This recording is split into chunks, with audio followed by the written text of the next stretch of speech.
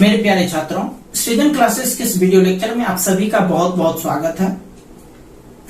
आज हम लोग त्रिविमीय ज्यामिति के अंतर्गत मुख्य रूप से सरल रेखा से संबंधित महत्वपूर्ण फॉर्मूला पर डिस्कस करेंगे और वह किन किन कंडीशंस में हम लोग वो फॉर्मूला यूज करते हैं उस पर डिस्कस करेंगे। मतलब आज सिर्फ सरल रेखा से संबंधित फॉर्मूला पर डिस्कस करेंगे, ठीक है। सरल रेखा, स्ट्रेट लाइन।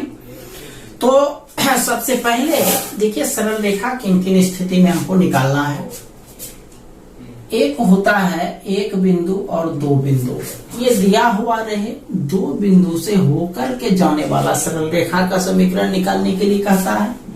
और कभी कभी ऐसा होता है कि एक बिंदु दिया हुआ रहे उससे होकर के जाएगा कोई रेखा और वह रेखा किसी अन्य रेखा के समांतर होगा, तो उस स्थिति में नीचे वाला रेखा का समीकरण क्या होगा। तो यहाँ पर जो समीकरण का फॉर्म हम लोग लिखेंगे तो समीकरण का दो फॉर्म होता है।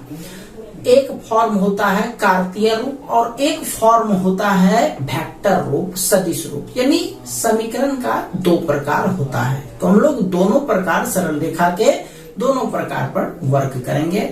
साथ ही साथ दो सरल रेखा के बीच का कोण कितना होता है, न्यूनतम दूरी कितनी होती है, उसके लंबवत होने का क्या शर्त होता है, उसके समांतर होने का क्या शर्त होता है, उसके संरेख होने का क्या शर्त होता है, इन सारी चीजों को भी हम लोग वर्क करेंगे, ठीक है। चलिए स्टार्ट करते हैं। तो मेन टॉपिक ये आज फॉर्मूला पर बेस्ड है।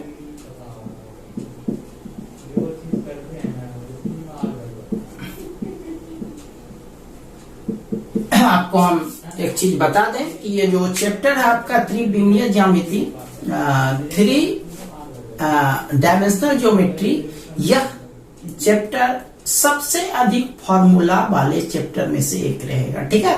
चलिए तो स्टार्ट करते हैं। सबसे पहला दो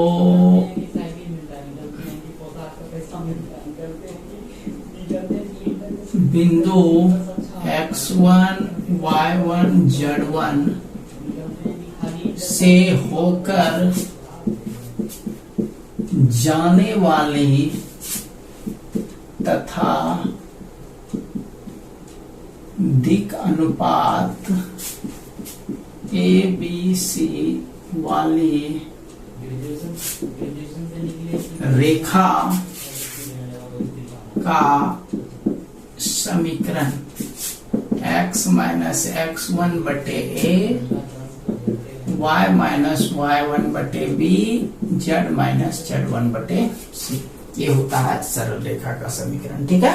अब यदि दिक् अनुपात के जगह दिक् कोसाइन भी दिया हुआ रहे तो यहाँ पर LMN यूज करेंगे। तो हम लिख नहीं रहे हैं LMN, मैंने आप इसको याद रखिएगा, ज्यादातर यही यूज होता है। बस आप सुन लीजिए कि यदि दिक् अनुपात के जगह दिक् कोसाइन भी दिया हुआ रहे तो यहाँ पर LMN यूज कर सकते हैं, ठीक। चलिए दूसरा है सदिश ए से होकर जाने वाली तथा B के समांतर सरल रेखा का समीकरण वेक्टर R बराबर vector A plus lambda vector B, vector A plus lambda vector B। ये होता है किसी एक से होकर के जाएगा और दूसरे के समांतर होगा या उसका दिक् अनुपात वाला भी हिस्सा रहेगा, तो हम लोग यही यूज करेंगे A प्लस लैम्डा B। ये ध्यान रखिएगा A और B से नहीं होकर के जा रहा है, एक बिंदु से होकर के जा रहा है और दूसरा रेखा जो है B उसके समांतर है। चलिए दूसरा पॉइंट चलते हैं। बिंदु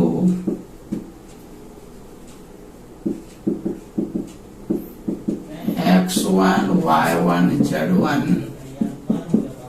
तथा x2, y2, z2 से होकर जाने वाली रेखा का समीकरण। इस बार दो बिंदु से होकर रेखा गुजर रहा है। चलिए हम लिख देते हैं x माइनस x1 बटे x1 minus x2, y minus y1 बटे y1 minus y2, z minus z1 बटे z1 माइनस z2। ठीक है, ये हो गया। नेक्स्ट है A और B से होकर जाने वाली रेखा का समीकरण। वेक्टर R बराबर vector A plus lambda into vector B minus vector A। एक चीज आपको क्लियर कर दें कि देखिए, साधारण तौर पर हम लोग जब सरल रेखा का या कोई समीकरण निकालते हैं तो उसमें वेरिएबल्स रहना जरूरी है। तो वेरिएबल के रूप में कार्तीय फॉर्म में x, y, z का प्रयोग किया जाता है, जबकि वही चीज यदि सदिश रूप में रहे तो उसके लिए वेरिएबल के रूप में r का प्रयोग किया जाता है। किसका? r का। ध्यान में रहेगा। चलिए नेक्स्ट पॉइंट पर चलते हैं। अब है दो सरल रेखा का नाम ले लें। x माइनस x1 बटे a1 बराबर y माइनस y1 बटे b1, z माइनस z1 बटे c1 एंड दूसरा सरल रेखा लेते हैं x माइनस x2 बटे a2, y माइनस y2 बटे b2, z माइनस z2 बटे c2 के बीच का कोण। कोण के लिए हम लोग cos थीटा का प्रयोग करते हैं, ये ध्यान रखिएगा। cos थीटा बराबर a1 a2 b1 b2 जोड़ c1 c2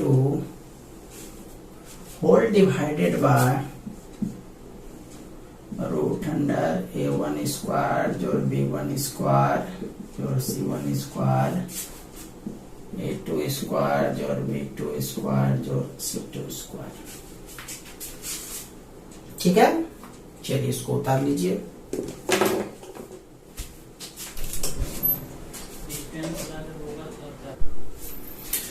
यहाँ पर मॉड होगा, इसको आप कर लीजिए। ठीक है, तो ये हो गया आपका दो सरल रेखा के बीच का कोण निकालने का फॉर्मूला। अब देखिए, कभी कभी ऐसा भी होता है कि ये जो ए बी सी के जगह पर जो है एल एम एन का प्रयोग हो। तो आप जानते हैं एल एम और एन जो है वह दिक् कोसाइन को दिखाता है। ठीक है, यहाँ दिक् कोसाइन को दिखाता है और एक सूत्र आपको समझा चुके हैं, एल स्क्वायर जो एम स्क्वायर जो एन स्क्वायर, इसका मान कितना होता है? 1 होता है। ठीक है, अब इसका रूट भी करेंगे तो इसका मान 1 ही होगा, है कि नहीं? तो इसलिए यदि यह फॉर्मूला दिक् अनुपात के रूप में ना हो करके दिक् कोसाइन के रूप में हो तो ये नीचे वाला मान नहीं लिखते हैं, यानी L1 square M1 square N1 square, इसका मान 1 और 1 का वर्गमूल 1, तो ये नीचे वाला मान नहीं लिखते, इसलिए बगल में हम उसको लिख देते हैं सिर्फ याद करने के व्यू से। यानी cos थीटा बराबर एक सूत्र L1 L2 M1 M2 N1 N2। चूंकि एल एम एन दिक् कोसाइन को दिखाता है तो इसीलिए हम वहां नहीं भी लिखे हैं, तो आप समझ जाइए कि एल एम एन का मतलब दिक् कोसाइन से ही है। ठीक है, चलिए इसको पूरा कर लीजिए। चलिए चलते हैं नेक्स्ट पर।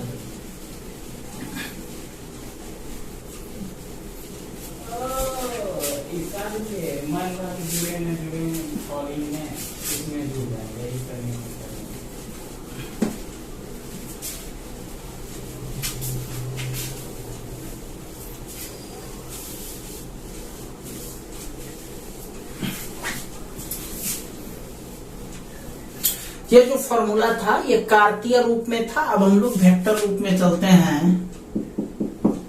दो सरल रेखा वेक्टर आर बराबर a1 प्लस लैम्डा b1 ये वेक्टर है, एवं वेक्टर आर बराबर a2 vector plus lambda b2 vector. ये ध्यान रखिएगा, ये लेफ्ट वाला मान दोनों में r ही रहेगा, उधर भले a1 b1 a2 b2 और इसमें लैम्डा है और ये लैम्डा अदिश राशि है तो यहाँ पर bu दे देना है। ठीक, याद रखिएगा। दो सरल रेखा इतना और इतना के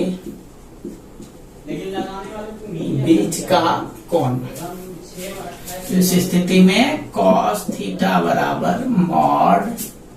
देखिए कोण जो निकलता है, एंगल जो निकाला जाता है मुख्य रूप से दिक् अनुपात पर आधारित होता है और दिक् अनुपात लैम्डा का जो गुणांक होता है उसी को कहते हैं।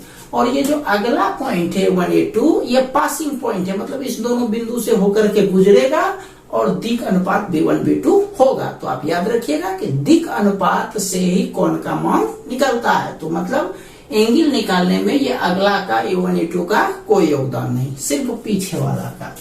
तो b1 डॉट b2, वैसे आप लोग को ध्यान में होगा कि वेक्टर में भी आप कोण निकालने के लिए सीखे थे, इसमें फॉर्मूला था मॉड बटे डॉट, सॉरी डॉट बटे मॉड, यहां भी वही है b1 बटे b2 mod of b1 mod of b2, ये ओवर मॉड। बस फर्क इतना है कि वहां पर हम लोगों को ओवर मॉड नहीं रहता था वेक्टर में, लेकिन यहाँ पर ओवर मॉड रहेगा। ठीक है, ये हो गया दो सरल रेखा के बीच का कोण। नेक्स्ट पॉइंट पर चलते हैं। दो सरल रेखा के दो सरल रेखा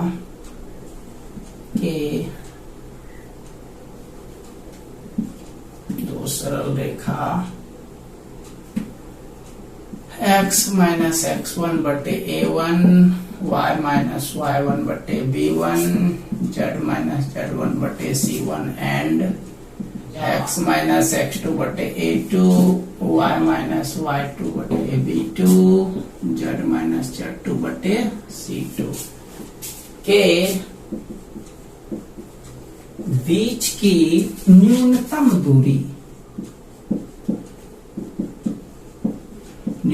दूरी, इसको शॉर्टेस्ट डिस्टेंस भी कहते हैं। शॉर्टेस्ट डिस्टेंस ये बोर्ड एग्जामिनेशन में आ चुका है लॉन्ग क्वेश्चंस में, तो इसको याद रखिएगा। अभी तक जितना भी आप सूत्र पढ़े हैं उसमें से सबसे लंबा सूत्र इसी का है। देखिए कैसे लिखते हैं, आप याद रख लीजिएगा। ये जो मान आप देख रहे हैं x1 y1 z1 x2 y2 z2, इस दोनों को पहले घटा देना है कि लंबा है तो घटा देना है। x2 बाद वाला में पहले वाला x2 घटाओ x1 y2 घटाओ y1 z2 घटाओ z1। ठीक, और ये जो दिक् अनुपात है a1 b1 c1, उसके जस्ट नीचे a2 b2 c2, और इसको डिटर्मिनांट टर्म में लिखना है। किस टर्म में? डिटर्मिनांट टर्म में लिखना है। फिर नीचे में रूट अंडर देना है, रूट अंडर। अब आप एक चीज याद रखिएगा, 12 संख्या और 21, 12 का उल्टा 21। ठीक, अब देखिए चक्रीय क्रम में ए बी बी सी और सी ए होता है। ध्यान दीजिएगा, सूत्र आपको अब भी का भी याद हो जाएगा, ए बी बी सी सी ए। यहाँ पर लिखेंगे ए बी घटाओ ए बी 2 बार जोड़ बी सी घटाओ बी सी 2 बार जोड़ सी ए घटाओ सी ए ही लिखिएगा, ऐसी मत लिखिएगा। 12 21 कर दीजिए, 12 21 12 21 12 21 सब पर होल स्क्वायर। और चूंकि यह रिजल्ट निगेटिव भी हो सकता है, इसीलिए शॉर्टेस्ट डिस्टेंस जो होता है हमेशा पॉजिटिव होता है, इसीलिए ओवरऑल मॉड। अब आप समझ गए होंगे कि यह फॉर्मूला सबसे लंबा फॉर्मूला कैसे है। ठीक है, चलिए ये तो हो गया कार्तीय रूप में। अब चलते हैं सदिश रूप में। न्यूनतम दूरी, दो सरल रेखा वेक्टर आर बराबर vector A1 plus lambda B1 और वेक्टर आर बराबर A2 प्लस म्यू B2 के बीच की न्यूनतम दूरी। ये वेक्टर टर्म है तो छोटा में सिमट जाएगा, जगह ज्यादा नहीं लेगा। ये A2 minus A1 dot B1 cross B2 whole divided by B1 cross B2 का मॉड पर ओवर मॉड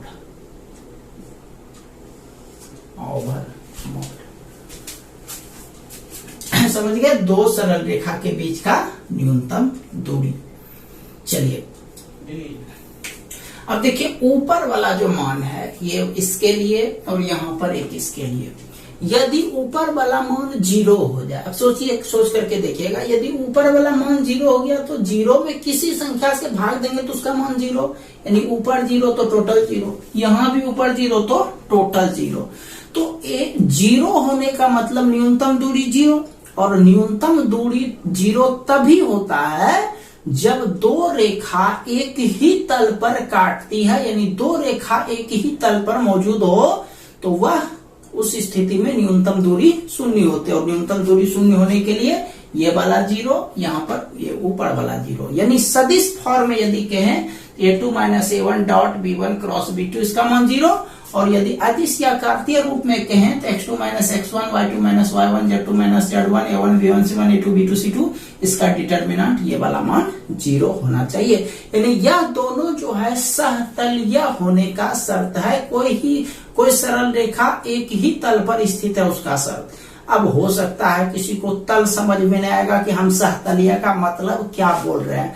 आप उसको जरा सा ऐसे समझो, हम एक बुक ले रहे हैं, ये हमारे पास एक बुक है, एक और बुक ले रहे हैं, दूसरा बुक है। चलिए ये बुक, दो बुक हम ले रहे हैं, दिख रहा है दोनों को ये बुक, ध्यान से देखिएगा। अब देखिए एक ऊपर है एक नीचे है, तो ये अलग अलग तल हुआ। ये ऊपर वाला एक तल हुआ, नीचे वाला एक दूसरा तल हुआ। आप छत पे चढ़ते हो बोलते 2 तल्ला 3 तल्ला 4 तल्ला, क्या मतलब हुआ? हर एक का अलग अलग तल है। ये ऐसे लिख दिए तो 2 तल अलग अलग हो गया, ये ऐसे कर दिए तो 2 तल अलग अलग हो गया। ठीक है, 2 तल हो गया ये। तो यदि ये दोनों एक सीधा में होता तो ये दोनों सहतलीय होता। ठीक है, तो सहतलीय का मतलब क्या हुआ? एक ही तल पर स्थित होना। तो सहतलीय होने का शर्त लिख देते हैं, दो सरल रेखा के सहतलीय होने का शर्त, सहतलीय होने का शर्त। तो इसके लिए ये बताए थे, यानी कार्तीय रूप में, और यह सदिश रूप में, दोनों हम लिख देते हैं। पहला नंबर कार्तीय रूप में X2 minus X1 Y2 minus Y1 Z2 minus Z1 A1 B1 C1 A2 B2 C2 इसका मान 0 पहला नंबर बात। और दूसरा नंबर ये वाला 0, यानी A2 minus A1 dot B1 cross B2 बराबर 0। ठीक है, ये हो गया आपका सहतलीय होने का शर्त। ठीक है, चलिए इसका एक स्क्रीनशॉट ले लीजिए। देखिए आज जो है कुछ विशेष नहीं पढ़ाएंगे, बस एक चीज आप ध्यान रखिएगा, यह चैप्टर चूंकि सबसे लंबा सबसे ज्यादा सूत्र वाला चैप्टर है, इसलिए आप एक काम जरूर कीजिएगा कि इस सूत्र को आप अपने जो कॉपी में लिखते हो उसको लिखो ही, साथ ही साथ एक पेज में इस सूत्र को आप लोग अच्छे से लिख लेंगे। ठीक है, तो आज के लिए इतना ही, मिलते हैं हम लोग कल एक नए वीडियो लेक्चर के साथ। तब तक के लिए आप सभी का बहुत बहुत धन्यवाद।